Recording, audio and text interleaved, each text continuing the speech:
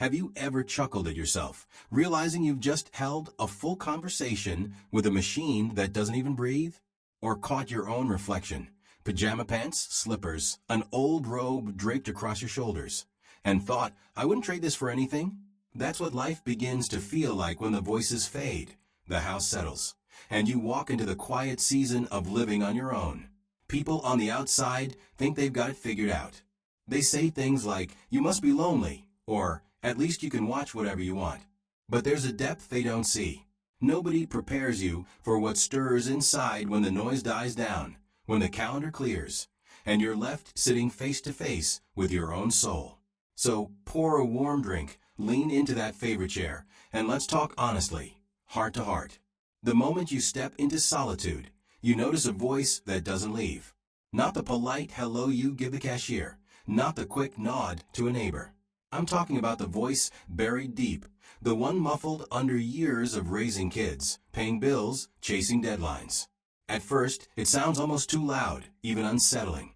Maybe you're buttering toast, and the thought strikes, why do I always cut this into triangles? And then you remember, because that's how your mother did it. Suddenly you're back in her kitchen, the radio humming, the smell of supper rising from the stove. One small thought, and you've traveled decades in a heartbeat. When the world quiets down, the echoes of your story get louder. Sometimes that inner voice stings. It drags out regrets you thought you buried long ago. Don't shut it out. Let it speak. In time, its sharpness softens.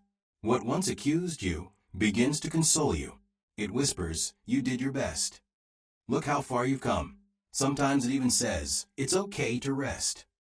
I once listened to a man tell how, after losing his partner, the loudest sound wasn't the ticking clock, but the chatter inside his head, and it wasn't always kind. Years later, he smiled and said, that voice still talks, sarcastic as ever, but now it keeps me company. That's the hidden treasure buried in silence. At first, it feels like a storm, but if you stay with it, the storm turns into a companion you never knew you had. In that quiet, you discover wisdom that's been living inside you all along. And maybe for the first time in your life, you realize you enjoy your own company. Freedom feels different when you're older. You know you've settled into life alone, when even your sock drawer looks like an archive. Living by yourself does something remarkable. It trains you to build small systems. It starts simple.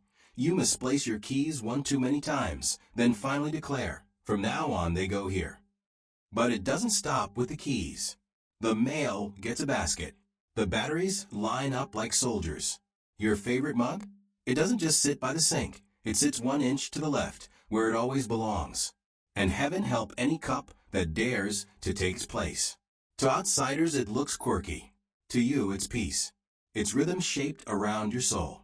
I once met someone who kept a notebook titled, Operating Manual for My Brain. Page by page, it mapped where the spare bulbs lived, how to reset the Wi-Fi, which remote actually turned on the television. With a laugh, they said, if I check out early, at least someone can still watch Netflix. And they were right. That's the beauty no one tells you about. Life alone isn't about surviving, it's about designing. You craft a universe, one decision at a time. Those tiny systems, they're not eccentricities. They're love letters to yourself. They keep the chaos out. They give you calm. And when they work, it feels like you've won a prize. So maybe your closet is sorted into Sunday best, garden clothes, and don't even look at me outfits. That's not strange, it's wisdom. Living alone doesn't mean disorder. It means shaping life around what truly brings peace. And once those rhythms fall into place, you wonder how you ever lived without them. Silence can heal or hurt. Silence sneaks into your life with a curious edge. At first, it's a gift. No interruptions. No one finishing your sentences like it's a race. The quiet feels like freedom, until a memory rises out of nowhere. You're sipping tea, flipping through a paper, and suddenly you remember a thought you never finished decades ago. Maybe it was at a dinner table, maybe on the phone. You paused, someone jumped in, and your words never found daylight. Yet there it is again, waiting, like a sealed letter that never reached its reader. I've had those moments. One day, standing at the counter, making a plain sandwich, a memory hit me. Years back, at a family barbecue, I tried to share my first job story. Before I got past the first sentence, someone interrupted. My story vanished. But there, years later, I told it out loud, to no one but the sandwich. And it felt like healing. Not because anyone heard, but because I finally let it live. That's what solitude teaches.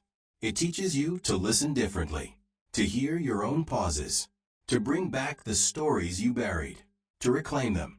The world wasn't ignoring you back then. It was just too loud, too fast. But now, in the stillness, your voice rises clear. And when you give it space, it stops weighing you down. It begins to lift you. You see yourself more clearly than ever. If you want to know how someone's really doing, look in their refrigerator. That humming box doesn't lie. I remember a season when I felt empty, worn out. One evening, I opened the fridge, half-wilted lettuce, a lonely bottle of mustard, 3 forgotten takeout containers. That wasn't just my diet. It was my soul, tired, distracted, neglected. But in steadier days, my fridge tells another story. Apples stacked in a drawer, fresh vegetables rinsed and ready. Maybe even a pot of homemade soup simmered for no one but me. Food that says, you're worth the care. I once heard someone say, when my fridge is empty, my heart feels empty. When it's full, I know I'm caring for myself again. And they were right. Sometimes the fridge speaks before you do. So open yours. Whatever you find, soda cans or fresh grapes, meet yourself with kindness. Maybe it's a nudge to reset. Maybe it's proof you're doing just fine. Even one fresh bunch of grapes can feel like victory, a reminder that you still know how to nurture yourself.